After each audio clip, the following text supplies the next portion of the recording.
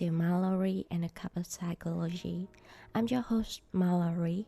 Today, we dive into a topic that generates intense controversy, especially in the sphere of global fandom, the idol dating scandal. When a major K-pop or J-pop idol is revealed to be dating, the reaction from a segment of the fanbase can be one of deep pain, anger, or feeling betrayed. This often leads to public backlash and heavy criticism. Why don't fans let their idols be free? Why are they so possessive? As a psychologist, my role is not to judge whether fans should feel this way, but to explain why they do. Today, we argue that the fans' pain is entirely valid and understandable because they are often victims of a highly sophisticated, emotionally manipulative system. We are going to decode the parasocial contract that leads to this intense emotional investment. The core concept here is the parasocial relationship, now I will call PSR. This term describes a one-sided psychological relationship where one person, the fan, develops a sense of intimacy and connection with a media figure, the idol, who is unaware of their existence. Crucially, PSR feel real because the fans invest real time, real money, and real emotional energy, streaming, buying albums, attending concerts, defending the idol online. In the fans' mind, this investment creates an unspoken emotional contract. The K-pop industrial system perfected this business model. They sell the image of the ideal boyfriends, girlfriends, chaste, dedicated only to the fans, and emotionally available, ready to receive the fans' affection and return a generalized manufactured form of love. This is a commodity of intimacy. Through frequent live streams, fan service, and personalized messages, the system creates an illusion of reciprocal intimacy. The fan feels they are part of the journey, a partner in the idol's success. This is where the emotional vulnerability is established. When the idol reveals they are dating a real person, the parasocial contract is instantly and violently broken. The fan's pain is then mislabeled as jealousy, when psychologically it is closer to a feeling of structural deception and loss. For those who invested heavily, the dating news triggers a genuine sense of loss and grief.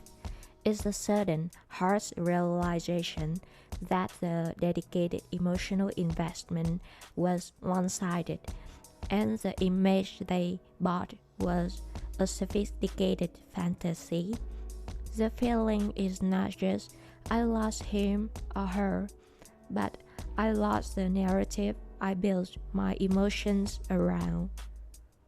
Fans are, in many ways, victims of a system that intentionally exploits the very human need for connection and belonging. The anger is often misdirected as a dating partner or the idol, when its roots lies in the manipulation of the entertainment company that permits an exclusive emotional relationship they never intended to deliver. This event can trigger a crisis of identity for those whose sense of belonging or self-worth was heavily tied to the fandom. The emotional reaction is a loud, chaotic plea for validation that their feelings, which were generated by the system, was real. The path forward for the fans is not to stop being a fan, but to establish healthy boundaries and reclaim emotional autonomy. Number 1. Acknowledge and validate the grief. The first step is accepting the pain is real and valid. Don't let external criticism shame your reaction. Allow yourself to feel the loss without letting it control your action. Number 2. Separate the art from the person. Practice separating the artist, the music, the performance from the person, their private life. This cognitive boundary is crucial. You can appreciate the art without having emotional ownership over the artist. Number 3. Invest in yourself. Shift the energy and resources you were dedicating to the idol back to yourself. Self-investment. Focus on your real-life relationships, your goals, and your mental health. This is the act of healing and building your own robust sense of self, independent of external validation. And number 4, embrace real, reciprocal connection. Recognize that parasocial relationships can never replace reciprocal connection with friends and family. Use the discomfort of the breakup as motivation to deepen your real-life relationships.